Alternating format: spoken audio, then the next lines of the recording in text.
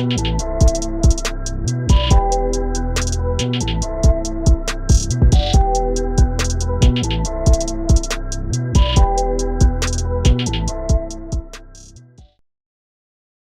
what's good? Top of the top, episode 204, Stash House Podcast. Your boy Tyler checking in. First time listeners, thank y'all for tuning in. If you tune in weekly, salute. And it's just an episode, saw some topics you may want to hear about. Salute to you as well. Like, share, subscribe, retweet. Whatever you do to help support the podcast, greatly appreciate it. All streaming platforms, Apple Podcasts, Google Podcasts, Spotify, YouTube. Make sure you subscribe, leave comments, leave reviews, feedback. Put your people on. All greatly appreciated. This week, sticking with the NBA, playoffs around the corner. It's a great time in general in terms of sports. We got the NBA playoffs coming up very soon. Also, March Madness is going on in both men and women's college basketball. I've been tuned into that over the weekend. Some upsets, some great games going on in that department.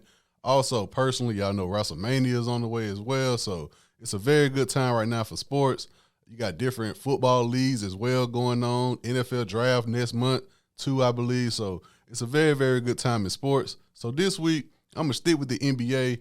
Like I said, playoffs around the corner. So I'm going to give y'all some updates on some teams who I think will be contenders for the NBA championship this year, and some teams I think might play a little bit of spoiler in the playoffs if given the right matchup. And, of course, I got to talk about my Lakers as well. So let's get to that.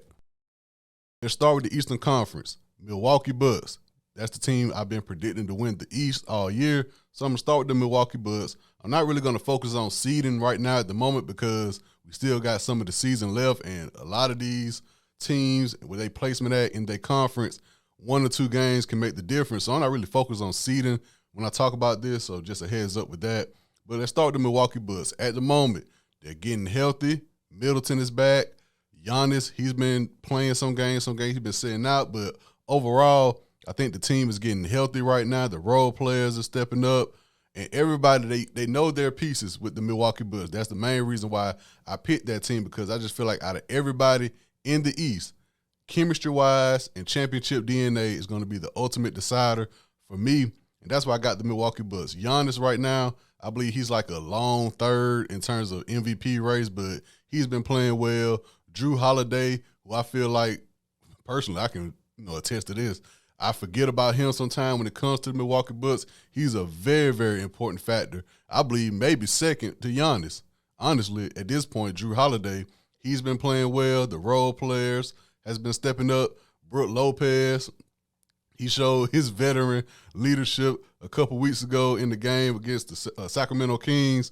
So overall, I just think the Milwaukee Bucks going into this playoff, they know, hey, maybe last year could have ended different for us, but this year we're going to make it right. So that's why I got the Milwaukee Bucks coming out the East still, just because of chemistry and championship DNA. Coming from a Lakers fan, but I was totally wrong about the Boston Celtics this season. I said it before the season started. I said, yo, the head coach, the situation going on with him, he's out of the team. It's going to affect those young guys, and I was totally wrong. Jaylen Brown, Jason Tatum, Marcus Smart, they done picked up the pieces, and they head coach could be in line for Coach of the Year as well. But, man, Boston has been looking great this season. They got to get over that fence of being the young team that people can see making that leap. I mean, we've been seeing the past couple years. Last season, they made it to the finals. This season, can they push through and win the finals? Every year since this whole Jason Tatum, Jaylen Brown thing, they had their hiccups with Kyrie. They got rid of Kyrie. They had the hiccups with Gordon Hayward. They got rid of him. Since this whole Jason Tatum, Jaylen Brown thing, we've been seeing it year by year. They climbing up the ladder. Last year, they got to the finals. This year, can they do it? Can they do it? And like I said, you got Marcus Smart. They got Brogdon they picked up over the offseason. Derek White off the bench. Al Horford can make some big shots. Is this the year? And I've been seeing a lot of people saying the main thing for the Celtics, can Robert Williams III stay healthy? That's their big guy in the paint. Offensive rebounds. That's the key. That's what a lot of people are thinking. Like, if he stay healthy, Robert Williams III, the Celtics got a shot.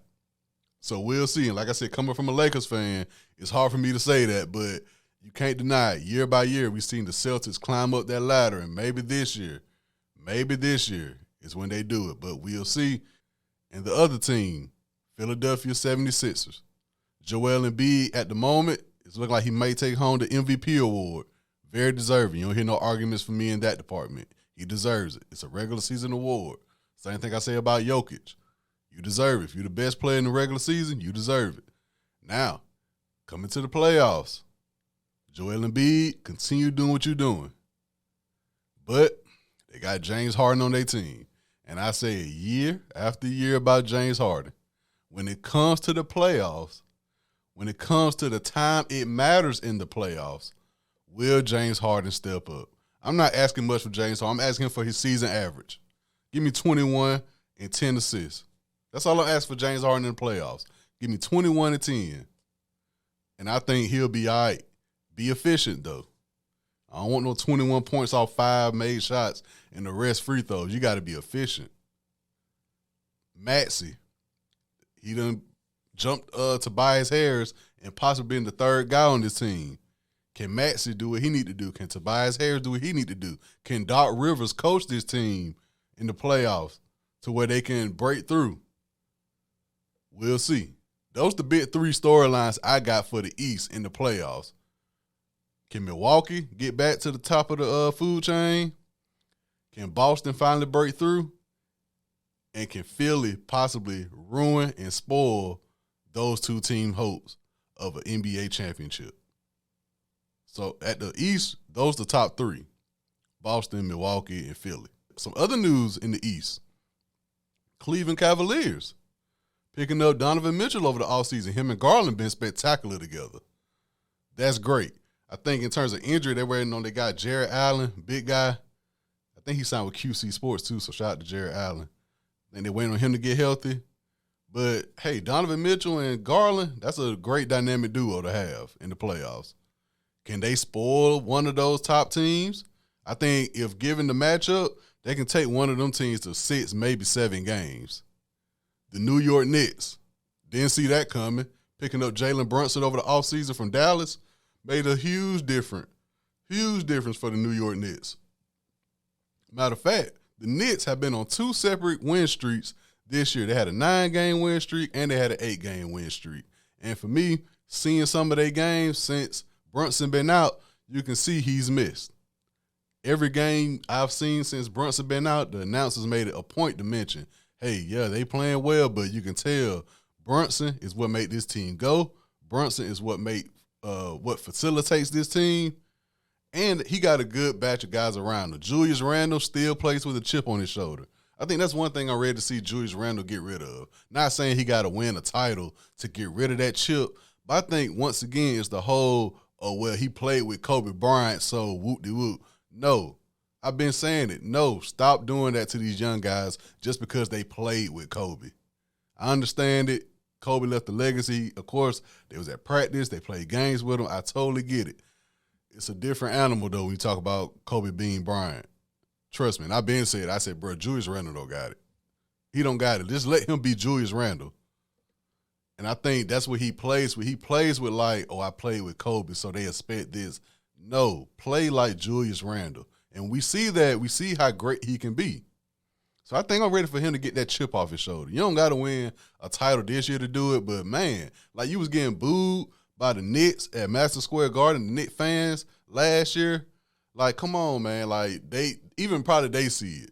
Like, you play with a chip on your shoulder. Like, just get rid of it, man. Like, you fine. You comfortable. You know what I'm saying? You an all-star. You doing all right. You know what I'm saying? The ceiling is high for you. So, Julius Randle, I'm ready to see that. R.J. Barrett, we see the talent there. Quickly, possibly 6th man of the year. The Knicks, maybe. If Brunson is on the court, the Knicks got a chance of possibly spoiling one of those top 3 teams as well, in my opinion. But the Knicks' success in the playoffs all depends on how healthy Brunson is, in my opinion. That's my opinion for the Knicks. And some other news, Brooklyn Nets still in the midst. I told y'all I don't think they're going to fall off completely after getting rid of Kyrie and KD. The Nets still in the midst. Miami, I'm waiting on them to catch a groove. I saw the video.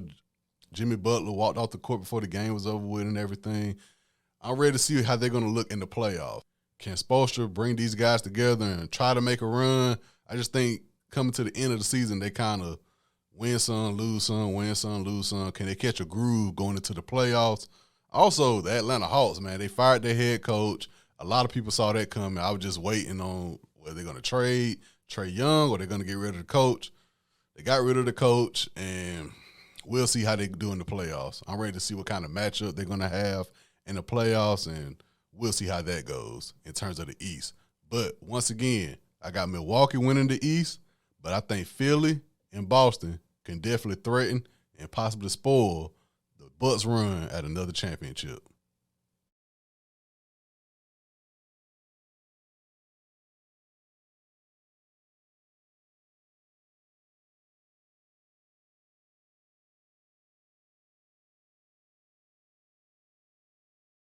Now let's look at the West. Denver Nuggets, you got Jokic, back-to-back MVP, possibly three-peat MVP. We'll see how the voting goes.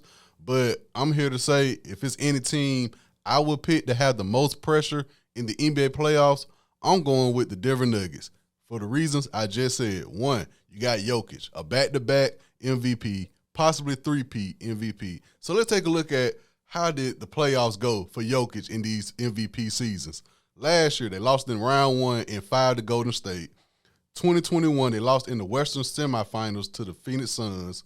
2020, they lost in the Western Conference Finals to the Lakers. The thing they got going for them, every time they lose in the playoffs, that team ends up going to the finals or winning the finals. So, yeah, this year, the Denver Nuggets, y'all got the pressure on y'all to win the finals. I ain't going to say to get out the first round, get out the second round, get out the third round. You got to win the finals this year, dog. That's my hot take. And I know people might say, Tyler, you jumping off the board. Relax. Fam, Jokic is a back-to-back MVP. He didn't make out the first round last year. He didn't make out the second round the year before. He got to the finals, conference finals in 2020. A lot of people say they might have won if Murray was healthy. But the facts is the facts. The facts is the facts. And I've been saying about Jokic, the way this guy play in the playoffs, the way this team play in the playoffs, give Jokic the award before the playoffs start. Because you telling me this guy is the back-to-back MVP, it's like, damn, like last year that was it. Like, fam, you the back-to-back MVP and you lost in 5 in round 1. And like I said, every team they lose to in the playoffs has gone or won the NBA Finals. Yeah, so I got Denver Nuggets as the team with the most pressure to win the NBA Finals this year. Do I think they're going to get there? Personally, I have Memphis going to the finals. So I'm looking at Denver to prove me wrong in these NBA playoffs in a couple weeks. We'll see how that goes. Murray is back. We'll see how that goes. And, I mean, they've been the team on top of the West for the better part of the year. If not the West, then the entire NBA for the better part of the year. So I think my argument is valid. I would love to hear who y'all got having the most pressure in the playoffs. But for me, I got the Denver Nuggets for those reasons I just stated. We'll see. Speaking of Memphis, let's talk about two of the younger teams in the West that might make some noise, Memphis and Sacramento.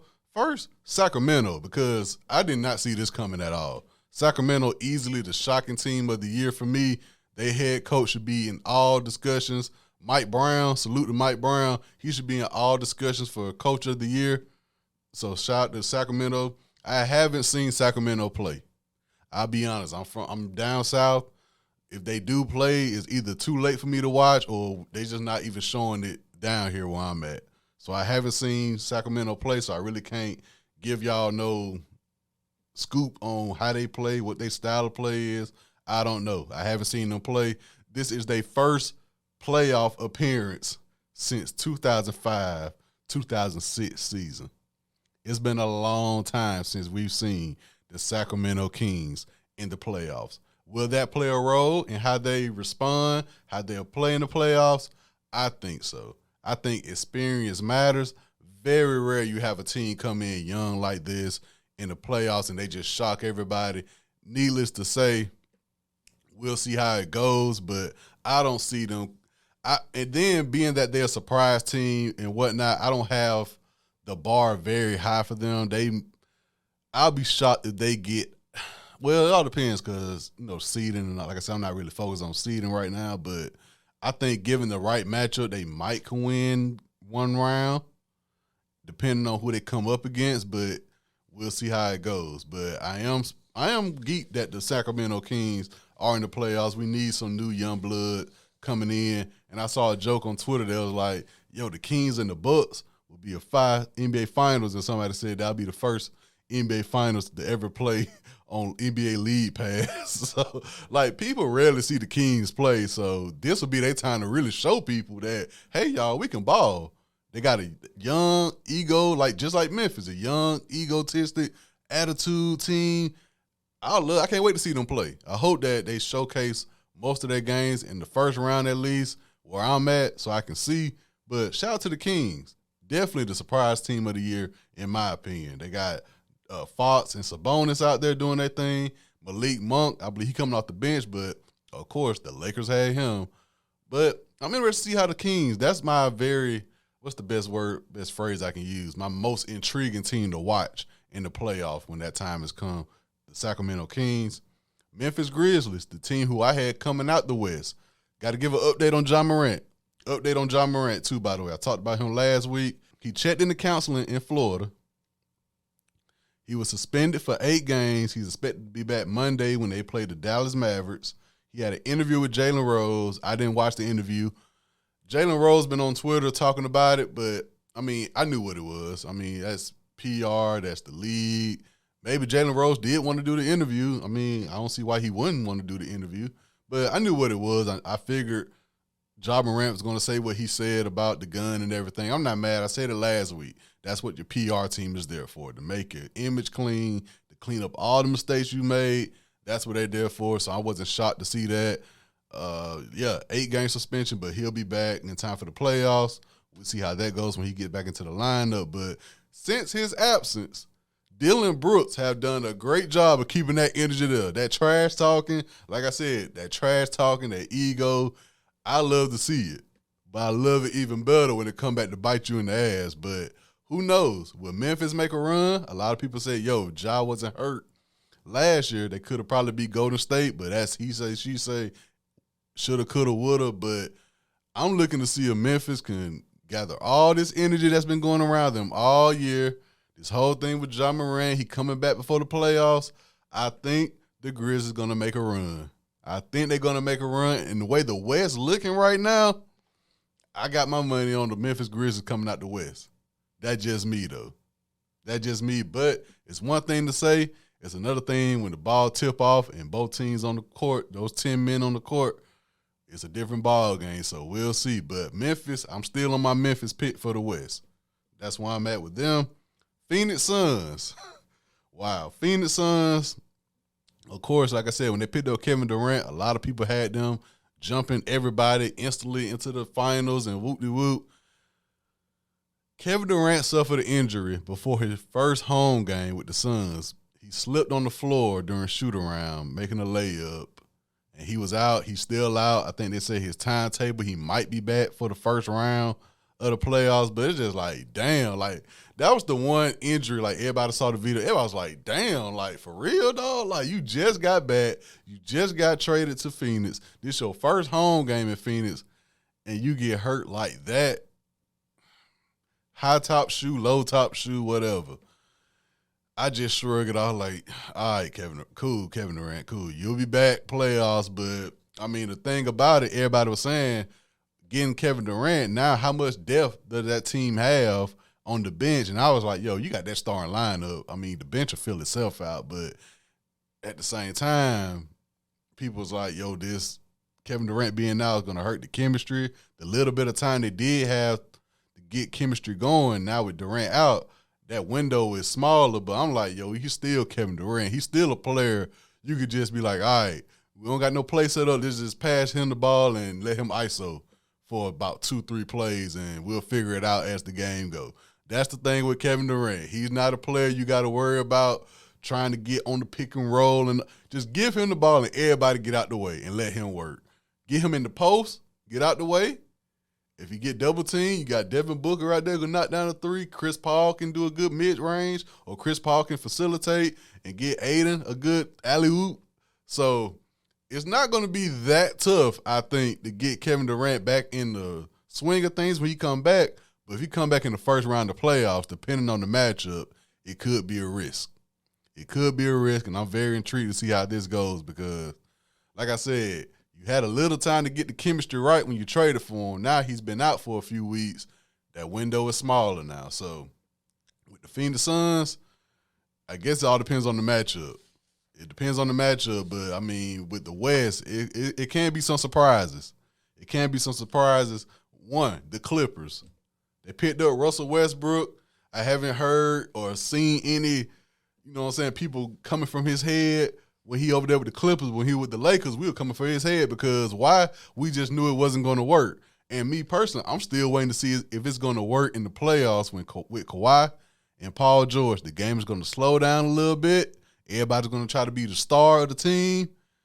I'm waiting to see how that's going to look in the playoffs. Kawhi, Paul George, and Russell Westbrook. We'll see. They've been winning some games since they got Westbrook. At first, it was a little, and then they started winning, so we'll see. We'll see how it look in the playoffs. Paul George and Kawhi still got to step up together. We've really seen nothing, little to none I've seen from them that made me be like, okay, this is what everybody thought was going to happen when they first got together. I haven't seen it yet. One, Kawhi been hurt. Paul George, he's been around, but I haven't seen this duo of Paul George and Kawhi pay off like everybody thought it was going to pay off when they first got together. And I think I was on record saying, okay, they're going to make some noise. But, I mean, in the bubble, there was a disappointment. And since then, they've been kind of just in the midst. So we'll see how that goes with the Clippers. And I've been seeing pictures going around. Speaking of the Clippers, I've been seeing pictures going around. They have a show coming out soon or next year, whenever. It's about the Sterling situation. They former owner who was like racist and everything. They got a series coming out about that whole situation. So I'm looking forward to that. I think they said playing Doc Rivers is Lawrence Fishburne. So I'm very interested to see how that's going to come out. I don't know what's going to be on HBO, Hulu, or what, but I've been seeing pictures of that going around. Next, another team in the midst, Golden State. Steph Curry been playing amazing. Golden State, Andrew Wiggins. That's what I want to say real quick. Andrew Wiggins. I'm not going to get on the situation because I still don't know the situation. He's been gone for a while, away from the team. I thought he was hurt. I think he was hurt, and then he took a leave of absence, and there was like, it's some serious situation going on. It's rumored that it's between his girlfriend, but I don't know. That's probably just Twitter logic. From what the team been saying, it's a real issue going on. If it is that, I mean, who am I to tell somebody how to react to that type of situation? If it's health-wise, I hope he gets better. If it's family-wise, I hope he gets taken care of. I don't know. I'm not here to spread false information, but Andrew Wiggins has been away from the team for a while due to injury and now due to a serious situation. So, I'm wishing the best for him, for whatever it is, for health, family, whatever. I'm wishing the best for him. Coming back to the Warriors as a whole, the Golden State Warriors have not been able to win on the road all year. They are 7-27 on the road all year. And in the playoffs, you got to win away games. You got to win. I know it's crazy to say that about the Warriors because they are four-time champions with this Clay, Steph, and Draymond trio. But at the end of the day, the record is the record. Now, teams who I think can possibly cause a threat to one of those teams I just mentioned in the West, I had the Minnesota Timberwolves down, but over the weekend, Anthony Edwards suffered an injury. I'm not sure how serious it is at that time, but if Anthony Edwards is out and Karl Anthony Towns been out as well, I don't see the Timberwolves having any chance of making any type of noise in the play-in or the playoffs. And, of course, Dallas, Luka, Kyrie, I just think in playoff when it come around, both of those guys need the ball. And they could cause a threat to like a Golden State who can't win on the road, something like that. So I'm really interested to see how this Luka and Kyrie things work in the playoffs.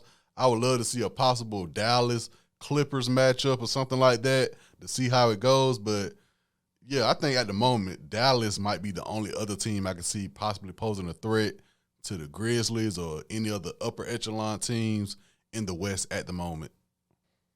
Now, my Lakers. My Lakers, first, like I said, with the East and the situation with the West as well, 1 or 2 games makes all the difference. And for my Lakers, we are struggling to stay in the play-in situation. I said that's going to be the case. But first, before I start complaining, salute to Anthony Davis. When healthy, we see what Anthony Davis can do. LeBron been out. Anthony Davis, hey, you won't hear no complaints from me. He been doing what he needed to do. We win some, we lose some. But at the end of the day, Anthony Davis, hey, man, you earned your stripes with me. You earned your stripes with me. You stayed healthy. You been staying healthy. Knock on wood. But you've been doing what you need to do. The games I've seen on television, he's been doing what he need to do. So shout out to Anthony Davis.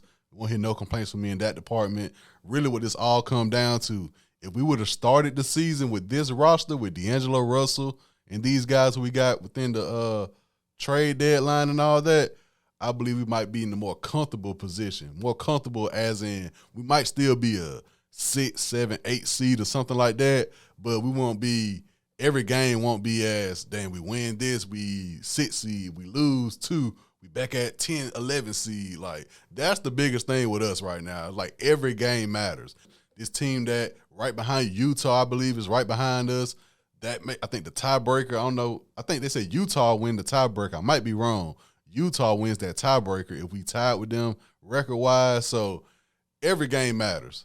Every game matters. And like I said, if we would have started the season with this roster healthy and all that, of course, maybe it'll make a difference. But, I mean, we are where I thought we'll be after the trade deadline. I'm not surprised. I check the standings every day. Like, legit, one day we at the 6th seed, the next day we at the 10th seed. Like, legit. And I'm not sure exactly who wins that tiebreaker between us and Utah, but I think they say Utah. I might be wrong in that, though. But the situation still, hey, we getting to play in, we get LeBron back healthy, or LeBron could be, I feel like with D'Angelo Russell on the court, Anthony Davis playing how he playing, I believe we'll be straight in the play-in, given the right matchup with like a 40% LeBron. I feel like that. In the play-in. Now, like they said, we get into the playoffs and we got to go up against Sacramento or the Clippers or Memphis, is all she wrote. But we can sneak our way to play a Minnesota. Like I said, Anthony Edwards was not 100%, or even if Anthony Edwards was 100%, we sneak in, play a Minnesota. I feel like we got a chance. Golden State, I just feel like we play Golden State in the play-in. That's when they going to start clicking, and it's going to be game over. Like I said, that's the dark horse of the Western Conference, the Golden State Warriors. They can't win on the road, but guarantee in the play-in, they're going to start heating up, and it's going to be trouble. If they in the play-in situation, it's going to be trouble. But the Lakers, we are where I thought we'll be. Anthony Davis, you won't hear no complaints from me in that department. It just, when every game matters, man, the NBA, you got back-to-back nights sometimes. When every game matters, every game matters. Like, and I just told y'all the difference between the 2-game win streak and the 2-game losing streak makes all the difference. So, yeah, that's my wrap-up. Like I said, I'm doing a quick early playoff preview. I will be back when the playoffs start to talk more about, you know what I'm saying, the situation, the matchups and everything. But, excuse me, like I said, with everything being so close in terms of games behind and the seeding and everything, 2 games can make a difference. So I didn't want to really focus on the seeding right now. I just want to give y'all another update with the playoffs coming up, what I think, how the landscape is feeling out at the moment. But I'll be back, you know what I'm saying, when the playoffs start, and keep up to date with that. March Madness going on. I'm going to talk about March Madness again in a couple weeks. I got a theory, bro. I got time. Whatever. I got time. Yo, so I was watching March Madness over the weekend, right? And it made me think, I'm like, yo, like, I get, you know, Kansas can go back-to-back, whatever, at the time being, you know, upset can't happen. Kansas, Purdue was upset. Alabama coming out of nowhere now, they basketball team. Auburn in the midst.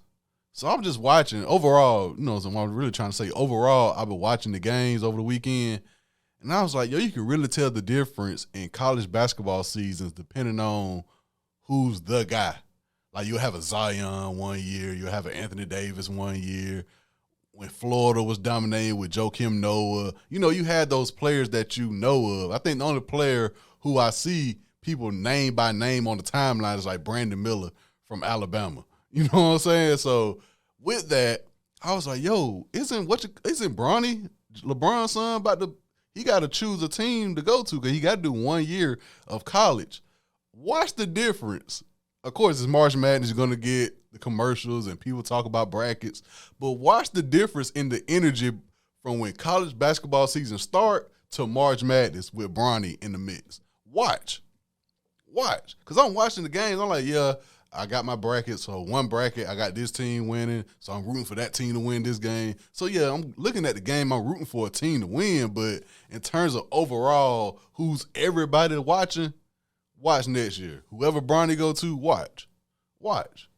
So that's just a real quick. I'm going to talk more about that whenever he made his decision to go to a college, but watch the difference. It's going to be a huge difference when Bronny get there next year, wherever team he go. And that's definitely going to depend. If he go to like Duke or Ohio State or something like that, man, it's going to be crazy. We know what basketball game is going to be on primetime college basketball next year, whichever team Bronny goes to. And y'all see the difference. Y'all know the difference when Zion was playing at Duke, how those games were televised, Barack Obama pulling up to the games and everything. It's going to be a difference, and I can't wait to see it. But this has been episode 204, Stash House Podcast. Thank y'all for tuning in. Go out, have a great work week, a great school week, drink water, enjoy yourselves, be aware of your surroundings. Keep me in your prayers. I'll do the same for y'all. Salute.